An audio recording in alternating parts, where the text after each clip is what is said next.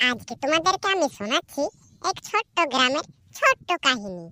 এক গ্রামে ছিল দুই শয়তান চোর, আর ওই গ্রামে ছিল এক ডাইনি বুড়ি।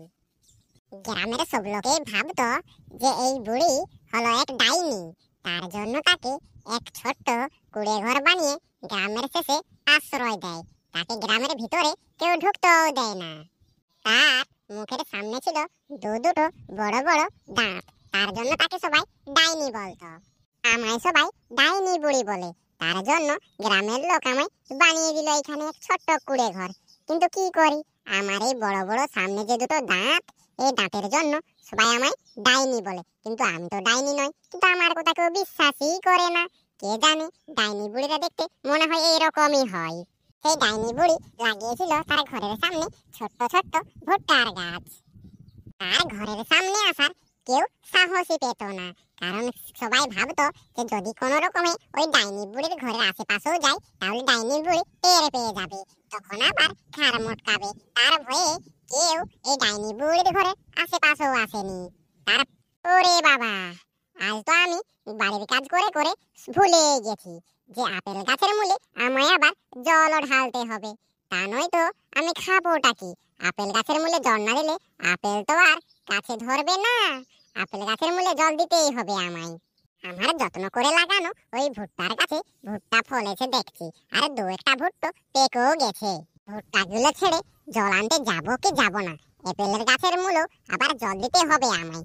কিন্তু কি করি, যেতে তো হবেই। কিন্তু তার আগে কোনো ব্যবস্থা করে যেতে হবে দেখছি, তা নয়তো গ্রামের লোকের চোখের নজর আমার উপর ভালো নয়। প্রথমত আমাকে ডাইনি বলে গ্রাম থেকে তাড়িয়ে দিয়েছে, এইখানে কুটিরেরও থাকতে হয়। কি করি, কিছু তো একটা ব্যবস্থা করে দিয়ে যেতে হবে আমায় দেখছি। যাই, এবার ঘরের ভিতর থেকে সেই বাঘের একটা ছোট্ট পুতুল আছে, ওইটাকে বাইরে বের করে রেখে দিয়ে আর আমি যাই। চোর যদি আসে ওই জুনার চুরি করতে আমার বাড়ির, তাহলে ভয়ে পালিয়ে যাবে। জুনারের খেতে ঢোকার কারো আর সাহস হবে না। পর বুড়ি ঘরের ভিতরে গেল সেই বাঘের পুতুল আনতে। আহা, এই পুতুলটাকে এইখানে রেখে দিই, এটাই হলো উপযুক্ত জায়গা। বুড়ি ওই পুতুলটাকে রেখে দিয়ে হাঁটতে হাঁটতে তার ঘরের ভিতরের দিকে গেল জলের পাত্র নেওয়ার জন্য। যাই, ঘরের ভিতর থেকে জলের পাত্রটা নিয়ে গিয়ে জল নিয়ে আসি। আপেল গাছের মূলে জল দিতে হবে, তা নয়তো মাটি শুকনো হয়ে যাবে, তখন আবার আপেলই ধরবে না। ওই বলে বুড়ি চলে গেল। বুড়ির বাড়ির পাশে ওই যে ভুট্টা গাছ আছে, ওর কথা জেনে গেছিল দুই চোর, পুটকো আর ভুটকো। বলি, শুন রে ভাই ভুটকো, আমার কথা শোন। ওই যে ডাইনি বুড়ির বাড়ির পাশে ভুট্টোর গাছ আছে, খুব সুন্দর ভুট্টো ফলেছে রে। আরে ভাই, তোর কি জীবনের দয়া মায়া নেই নাকি? হ্যাঁ, ওই ডাইনি বুড়ির ভুট্টো গাছের দিকে তুই নজর দিয়েছিস, তোর ঘাড় মটকে খাবেস দেখিস।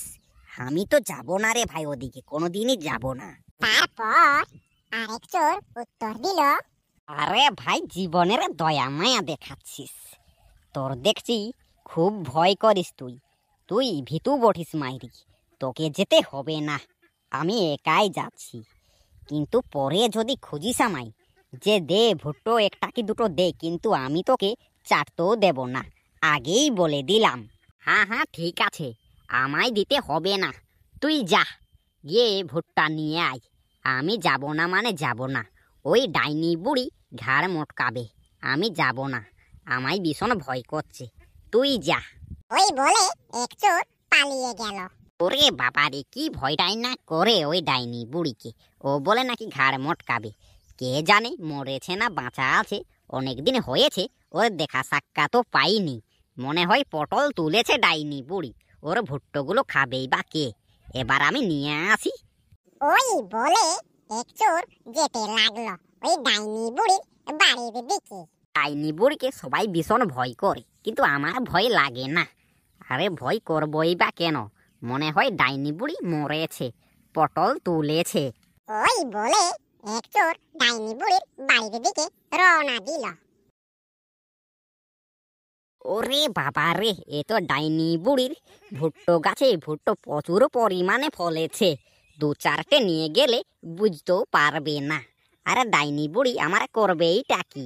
আমার যে বড় বড় দাড়ি আছে, ডাইনি বুড়ি আমার দাড়ি দেখে ভয়ে ওর কুটিরে গিয়ে ঢুকে পড়বে দেখছি।